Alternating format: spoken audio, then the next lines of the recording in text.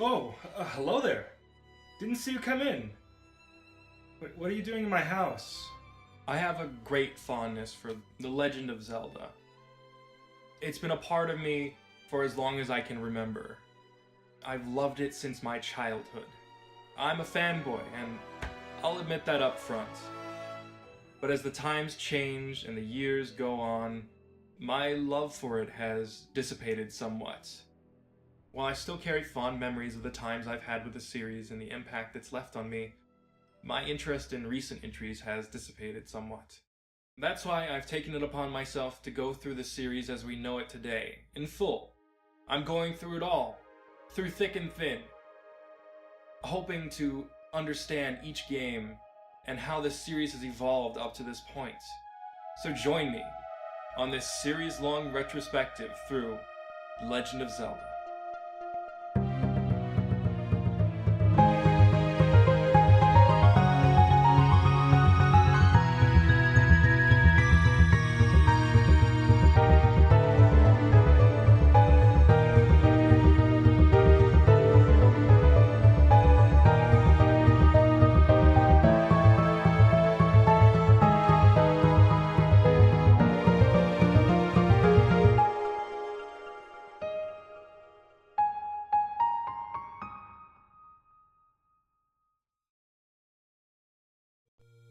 As a starter, I'd like to preface this retrospective with the sentiment that, while not every game is timeless, comparing a game to one that came later, which also has the foresight and experience gained from making that past game, and many others, is plainly unfair.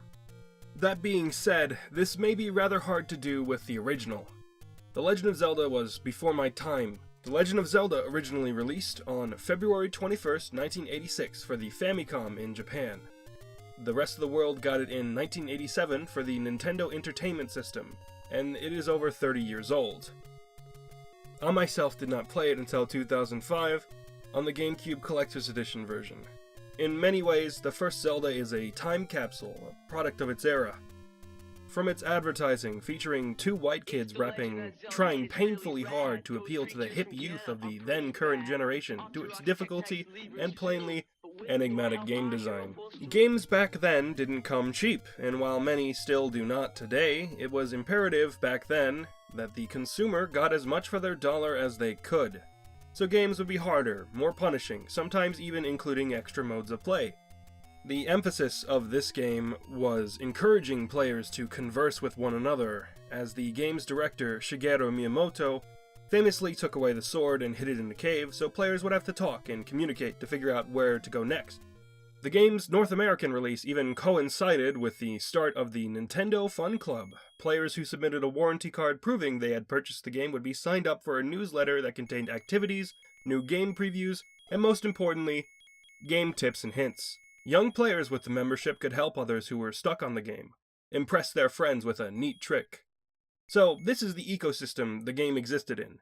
One that essentially required people to band together and find their way through the desolate wastes together, to figure out how to get to level 2 tucked neatly in the middle right section of the map, or how to find this cave hidden under a lake which the player has to drain the waters of with a whistle that would normally just teleport them across the map on every other screen on the overworld.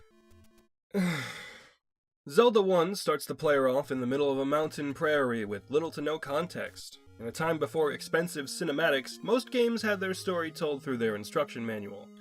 Zelda, at least, has a brief exposition text crawl if you sit on the title screen long enough, which brings to the forefront one of the biggest issues with that 1987 release. The English translation is really bad. For those without a manual, this is all the context they got. Many years ago, Prince Darkness, Ganon, stole one of the Triforce with power. Princess Zelda had one of the Triforce with wisdom.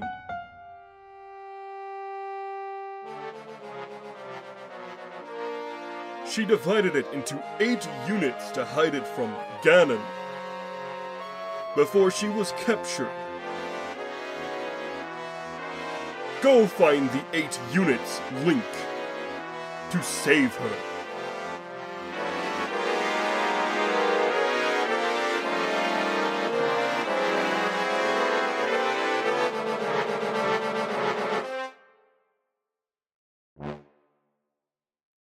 Oh boy.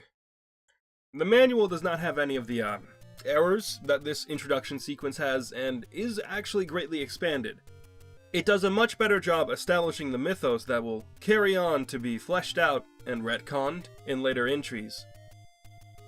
Much better than that opening title crawl anyway, and it's just a very nice start. It introduces some mainstays to the series, like the character Impa, who won't be seen in the game proper for another 12 years. I wish this opening could be in the game itself, but for the time, including everything in the manual was the norm, and having an opening title crawl like this was going through extra effort. Games are hard work, especially back then as they were treading unproven ground, and I appreciate the effort. So, we continue on with Link after arriving in Hyrule, and as previously mentioned, without a sword. Going to any of the adjacent areas places Link in immediate danger as Ganon's minions are numerous and aggressive. The player is given a shield to block the projectiles of the surrounding Octoroks and Moblins, but that isn't enough. The theory is, the player is naturally guided towards the cave on the opening screen, in which the player receives their sword. While I can't speak to how effective this actually is, this is a rather intuitive opener that hopefully teaches players that they need to find solutions to their problems on their own by exploring. When they're in the instruction manual... Why do I even bother? What's the point of game design? From this, the main conceit of the game is made known. It's non-linear. The game never guides the player from place to place, and they are left to their own devices, on their own, exploring the vast wilderness without many a helping hint. It doesn't even give you the sword outright, so that reliance on communication comes in once again. A friend may let you know that the sword is in that cave on the first screen of the game. And eventually, through exploring, you'll hopefully make your way to level 1 without getting too lost. I like the subtle signpost leading you to this place. It's across a long, narrow bridge, something fairly unique in this overworld, and across this bridge, you are greeted with a huge, hollowed-out tree, hopefully guiding you to go inside and find what mysteries lie in tow. While levels can be tackled out of sequence, some of them require items and equipment from previous dungeons, so without extensive knowledge of the game, the safest way is to just tackle them in the order which they're numbered. Level 1 is rather good. Here's where the basics of Zelda's dungeons were founded, and most future games have stuck to a similar formula since.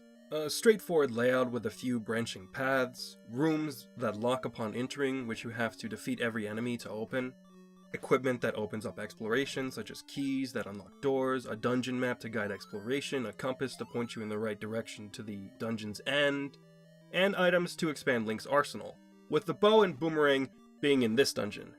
At the end of every dungeon you obtain a heart container, and a MacGuffin, in this case a piece of the Triforce of Wisdom, scattered by Zelda.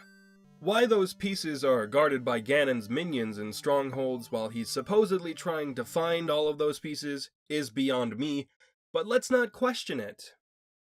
Level 1 is also where you learn the nature of the game's puzzles. They're rather, puzzling. In the upper left room lies a staircase in the middle of some blocks. In order to access the staircase, the player has to figure out that they need to push the block on the left of the staircase. And so I ponder, how was anyone even supposed to know that this was an option? Through trial and error? Maybe through that Nintendo Fun Club subscription. Might as well take a look. Wait, kids got a lightly annotated map of the overworld with issue 3, a full map. Okay, that's it. I'm using my adult powers, and I'm printing one out for myself. Who's the cool kid on the block now, huh? Timmy from the 4th grade, who kept telling me he was better at Twilight Princess even though I'd already beaten the game and he was on the first level? How's it feel to be the loser? Having a full map of the game also helps to make use of the rather rudimentary map that's given to you on the overworld. It's a big rectangle with a dot that moves to tell you which screen you're on. It's not really the most helpful without a reference point to call on, and while I really don't have the patience to make one of my own while being in danger of getting stomped on by enemies if I hang idle on the screen to sketch it out. The game was built to be a social experience, and I'm going to use the social avenues I have at my disposal to beat it. I'm a 21-year-old man, so playground gossip is, well, rather out of my age range. And it's the dead of the morning. Anyone who is in my age range is probably asleep. I mean, what am I supposed to do? Call someone up at 3 a.m.? Hello? Yeah, hi, it's me, your boy, Mr. Lovenzka, AShadowLink here. It's 3 a.m. What is it? Yeah, I was wondering if you had any tips and tricks for the Legend of Zelda for the NES? What? One other neat thing I'd like to note about the dungeon design is, well, I really enjoy how when you're just outside the boss room, you can hear the roars of the enemy you're about to face echo through the room. It's a really nice atmospheric touch and cues you in about the danger you're about to face ahead. In beating Aquamentus, level 1's boss, you get a heart container, which is absolutely essential for moving forward in the game. Heart containers add 1 extra heart of health, giving you a bigger buffer for damage, and you collect them by beating dungeon bosses and exploring the overworld. It also helps to instill a feeling of progression, as if you are really growing from this adventure. It's a really good incentive for exploring, and a great system for player growth. But there's one caveat. Most of these containers are hidden and to a fault. There's no way to know which bush to burn or which wall to blast to get a heart container without having any prior knowledge. One thing I need to talk about before moving on is the game's soundtrack. It demands attention. The title theme is something special, and that's quite a feat considering the game's composer, Koji Kondo, almost didn't compose it. You see, they were originally going to make use of an arrangement of the classical song Bolero by Maurice Ravel. But right before the game was about to be printed, they found out the copyright of the song hadn't expired yet. So the song was composed in a single night based on the previous work Kondo had done on the overworld theme, in order to get the game out on time. And the melody in that overworld theme is nothing to snuff at. It's so iconic and recognizable, something that most anyone can point out if they've ever played a Nintendo game.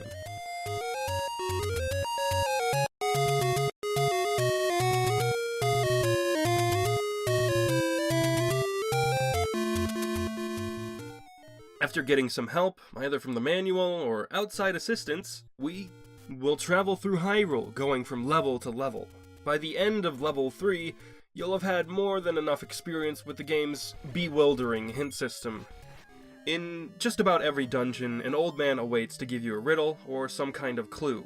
In level 1, the old man says, "Eastmost Peninsula is the secret," which means nothing. This is a deliberate change in the Western release, because the original Japanese text tells you that you can't use arrows without rupees, which is something you might actually need to know because it's a very abstract system and you get the bow in this level.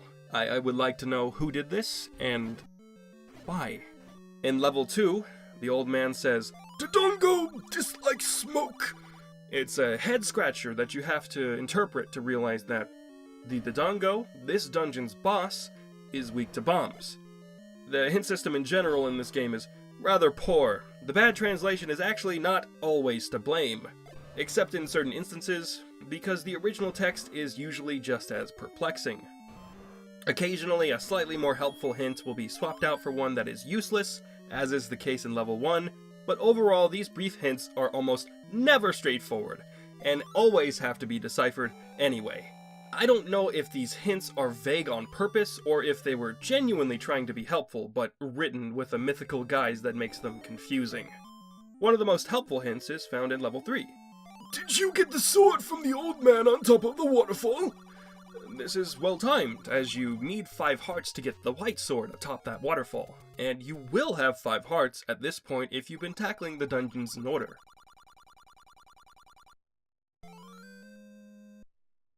Something tells me that the hint system was, at least in some instances, made deliberately bad. The prime example are the various hint ladies strewn about the land. Simply, you walk into a cavern and encounter an old lady who says, "Pay me and I'll talk." The player is given 3 payment options to pick from, and 2 of them are always completely useless. With this old lady, if you choose the smallest option, she says, "This ain't enough to talk." And if you choose the biggest option, the old lady says, "Boy, you're rich." Only the middle option matters. I don't want to even talk about how there's an old lady behind a waterfall that changes this rule up, and you have to pick the biggest option. A similar thing happens when you uncover secret caverns by burning bushes and blowing up walls at complete random, because let's be real, the only way you're going to find them otherwise is by looking them up. Typically, the old men scattered about Hyrule are helpful, or at the very least, attempt to help, aside from that one. But the ones in these certain secret abodes will take your money, telling you, "Pay me for the door repair charge!" This is not only a deliberate waste of the player's resources and punishes them for trying to uncover every secret, but it's also a painful exercise in trial and error. Like, seriously, in order to burn down bushes, you have to use the candle, but the candle can only be used once per screen, meaning, without a guide, you have to try the candle on a bush, leave the screen and go back, try the candle on the next bush, leave the screen and go back, and rinse and repeat until you actually find something. Imagine doing all that and finding one of these. It's really funny from an outside perspective, but as a player, it's infuriating.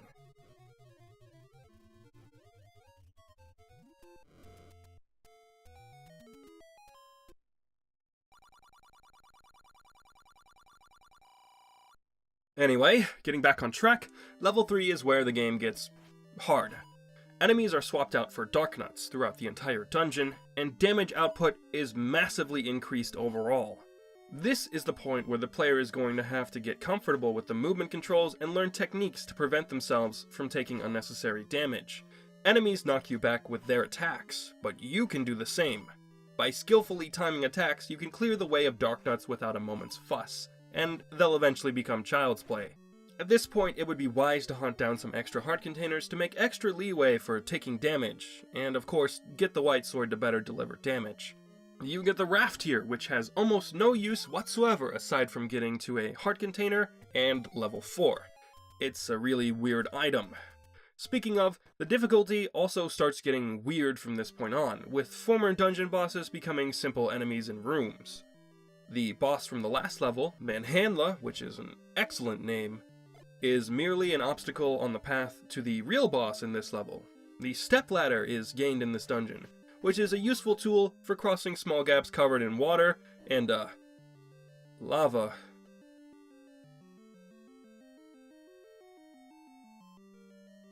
The boss of level 4 is Gleeok, who just might be the hardest boss in the game, because not only can it shoot projectiles at Link, it has 2 heads that must both be destroyed, and it can only be damaged by attacking the heads. To make matters worse, once one head has sustained enough damage, it will start flying around the room until the whole beast is slain. It's a nightmare to fight for a first-timer. At this point, it's helpful to have gained some more of the equipment you can find hidden over the overworld. You can get a bracelet, which lets Link push boulders, a blue ring, which increases Link's defense, and a better shield, which will guard from magical damage. Most of these items can be found in the shops across Hyrule. You can play money-making game to gamble your way to riches, to make paying for these ludicrously expensive items easier. There's also a third sword, the magical sword, hidden in the left of the map in the graveyard.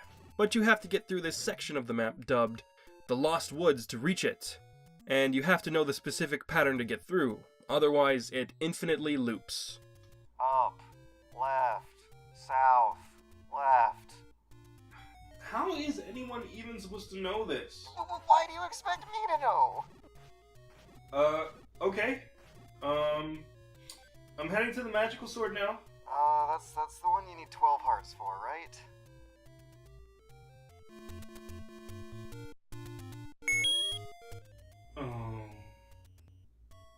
I know I've drilled this point home by now, but the biggest problem I have with Zelda 1 is how obtuse it is. As I've mentioned before, the old lady in the caves will give you a hint, but the process of paying her for hints is a tad ridiculous.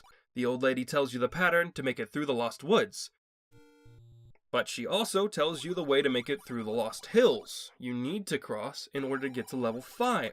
In this situation, we could have those useless, frustrating, different payment options give you a different hint each. Maybe the cheapest one could give you the Lost Hills hint.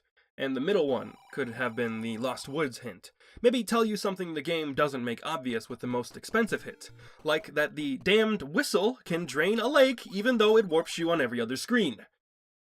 The game does at least tell you to find one of her locations in level 4, which I'll give it some props for, and my Lost Woods complaint is rendered meaningless when the player can just stumble upon the graveyard it leads to by accident. Exploration is a pretty cool thing. Anyway, level 5 continues this upward slope in difficulty with stronger Dark Nuts. They're blue now. That means they're stronger. You gain the whistle in this dungeon, which is the item you need to defeat the boss. As the old man eloquently puts it, Digdaga hates certain sounds! Moving on from that to level 6, we find these horrible abominations. The red Wizrobes are fairly predictable and easy to fight, but the blue Wizrobes are the single toughest enemy to fight in this whole game, and I hold to that. They spam projectiles from a far distance when they have you in their sights, and teleport erratically around the room. They're complete pain, and I hate them. And getting an upgraded shield will come in real handy here against the Wizrobes, as standing still with it will make their attacks nullified. But don't let it get eaten by a like these horrifying creatures, as you'll have to get a new one, which is very annoying. Gleeok also returns in level 6, this time with 3 heads. Why they decided to put it in the middle of the dungeon, I don't know. You don't even gain anything from beating it. You can either decide to be a badass and take it on, or you can just go around it. The actual boss of level 6, Goma, is much more fair, and because of that, a fun fight. It's much better than that last one. Goma has you weaving back and forth, dodging projectile... Did I just kill it in one hit? On accident? Oh,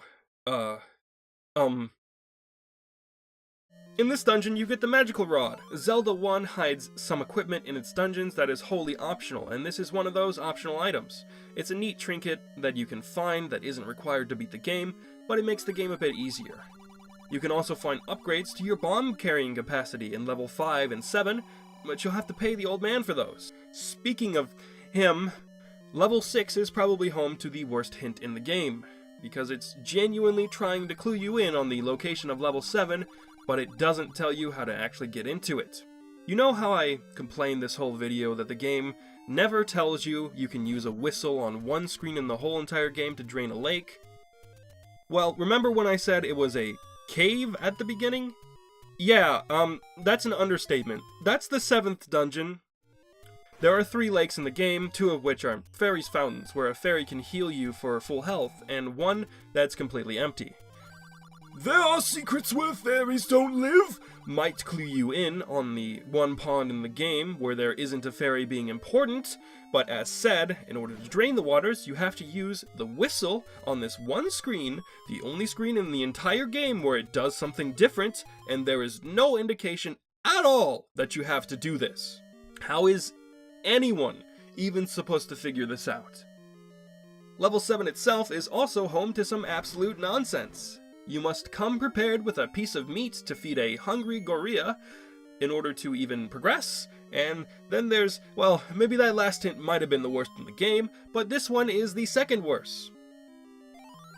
The old man tells you, there's a secret in the tip of the nose, which, after you get the dungeon map, you might realize the dungeon looks like a face. So far, the hint is, well, it's passable. You have to know to bomb this specific wall to get into an unmarked room in the eye of the face. Okay. You also have to know to bomb the right wall of this room to get further. Okay. You go through a gauntlet of sorts, enter a room where you have to fight or pass by 3 Dodongos while being shot at by torches, and then you have to know that you have to bomb the right wall of this room to get to the nose. Okay. You're finally there, the room in the upper right, the nose. And not only do you have to clear the room of enemies, you have to push one specific block to open up a staircase leading to the boss. It's not like all the other ones, where the staircase was in the middle of an assortment of blocks. No, it's a room covered in blocks, and you have to guess that it's this one right here. This is mind-numbing. Listen, you're either following a guide or you're finding it through trial and error. Or you can be like me. Try every block in the room, somehow don't trigger the block being pushed properly, leave because I thought I had the hint wrong, look up a walkthrough, find out that I had somehow missed the one block in the room that I thought I had to go to, and then go all the way back! Look, that one is my fault, but I hope I've made it clear just how easy it is for the game to make that scenario happen. You can also acquire the red lamp in this dungeon, which lets you use the lamp more than once per screen, which will make hunting for nondescript caves a little less aggravating. The boss for this dungeon is also just Aquamentus, the boss from the first dungeon. He goes down really easy. What? Okay. Level 7 is a train wreck. It's the worst dungeon in the game. It's overly cryptic and just a pain to complete. Speaking of overly cryptic, the entrance to level 8 is a random shrub in the bottom right of the map that you have to burn with a candle. Level 8 is hard. It's a test of endurance. Not only are the enemies extremely powerful, but the dungeon has you pitted up against 3 manhandlas, 2 gomas, and the boss is a Gleeok with 4 heads. Oh boy. This dungeon also has some optional equipment in the form of the magic book and the magical key. The magic book upgrades the previously obtained magical rod, and the magical key unlocks every door in the game. It's highly recommended you get both, especially that key. I missed it, and had to buy keys, wondering what I'd missed and what I did wrong. It was, not finding the master key hidden way off the beaten path in the corner of the map. Now, we head to the final battle, the ultimate test of skill. The old man guides us with Spectacle Rock is an entrance to death. We find the 2 rocks at the top of the map that can be interpreted to be a pair of spectacles. Bomb the left one open, and you've got the entrance to the final dungeon. Level 9, Death Mountain. Or as I like to call it, Level Skull. It's because of the map. This dungeon is special. It's the last frontier between you and Ganon, and freeing Hyrule from his clutches. The music is more ominous, and new enemies lie in your path. These things are called Patra, which can be a little annoying at first, but they're rather predictable. Just keep your distance and swing your sword until all the surrounding flyers are dead, and then home in on the main body. They can be a bit of a pain sometimes, but the overabundance of blue wizrobes in this place is far more aggravating. And by the way, the layout of Level Skull is more confusing than any of the others. You're constantly going in and out of different staircases and warping all around the map. Luckily, despite the difficulty of the dungeon, they had the good sense to put a potion shop directly outside of it, making it easy to restock on health when needed, as long as you have enough rupees. And you can find the red ring in the upper right of this dungeon, which further increases your defense and survivability. Level 9 has you zigzagging across the entire map through many secret passages, along the way hopefully picking up the silver arrow in the upper left corner, otherwise you have to loop back to the start and go through the whole thing all over again. Can you guess what I did? But now, we've made it to the end. You can hear the cries of the boss in the next room. Before us lies the final chamber. Here, we come face to face with Ganon, the cause of all the evil plaguing the land of Hyrule, and he vanishes and becomes invisible. I can't see him. What am I even supposed to do? I don't know, just swing your sword! Okay.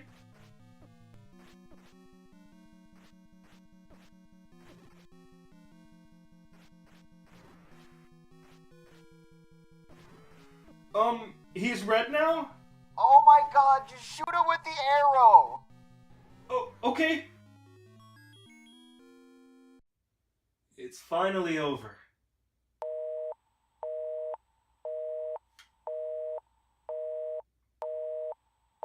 Hello? Overall, Zelda 1 is a foundational game, one that takes a lot of chances and gets a lot of things right, but I feel like it takes a lot of missteps, especially in the latter half of the game. It's not a bad game by any stretch, it's a lot of fun and I greatly enjoy it, but it's at times a frustratingly tedious experience. I understand that the game was made to be a social experience. You were never meant to beat the game on your own, and the game is designed like that, that's fine. But I have to question, a lot of the information that's integral to beating the game has to come from a walkthrough. In the early days of games, those walkthroughs came straight from the people selling the game. We've talked about the Nintendo Fun Club, and you probably know how it eventually became Nintendo Power. But when that kind of help is required to beat a game, I have to question, is that really good design? Without any outside knowledge, hypothetically, you can definitely beat the game on your own. In fact, I encourage you to let me know if anyone has documented their process on trying to beat the game without any help. I would find that very interesting. I'd imagine it would be an intense exercise in patience and involve an obscene amount of trial and error. But after it all, it's important to take a step back and realize just how important this game was. The Legend of Zelda may not have been the first non-linear game, but it was certainly the most popular and successful earliest example of it. It was also the first game released outside of Japan to have a battery backup in the cartridge that allowed for saving the game, which is very important for a game like this that can take upwards of 7 hours to complete. With its groundbreaking design and cutting-edge technology, Zelda influenced a monumental amount of games back in its day, and even continues to impact games now. I haven't even scratched the surface here. I've only covered the first quest. There's a second quest you can do if you restart your file after beating the game. It features remixed dungeons and dungeon locations. That's a really good proposition if you were a kid back in the day who only got one game every couple of months. But being real, if I had this much trouble with just the first quest, I'm not touching that anytime soon. More importantly, the game has been retranslated and more recent releases use that new translation. It is slightly less, confusing, I suppose. And there's a remake of the game, only released in Japan, that was broadcast over the now discontinued Satellaview service for the Super Famicom, called BS Zelda no Densetsu Inishie no Sekaiban, or more plainly, BS The Legend of Zelda. It features improved visuals, arranged music, and a completely altered map and original dungeons. There's also some gameplay tweaks and features brought about by the limitations of the Satellaview service, such as a 1-hour timer to beat the game. I will never be able to do that. Luckily, this version of the game is still playable due to the hard work of fans and enthusiasts, and has even been translated into English, and you can even patch it to remove the timer. Thankfully, I'll be giving it a look someday. With that, we've made it through the original, The Legend of Zelda. While I don't view it as highly as others, that doesn't mean that I can't enjoy it, or appreciate everything it's done, and that it paved the way for greater things to come. You know, eventually. On the next part of this retrospective, I'll be discussing Zelda 2: The Adventure of Link, a sidestep, and a game that not many view very highly. I hope you'll join me then.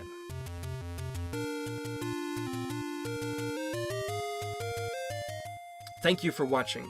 I'd like to give a big thank you to Source Gaming for hosting this series, and the Duke of Dorks, Source Gaming's super patron. Link to his channel can be found below. Like if you liked the video, leave a comment down below telling me what you think, and I'll see you guys in the next video.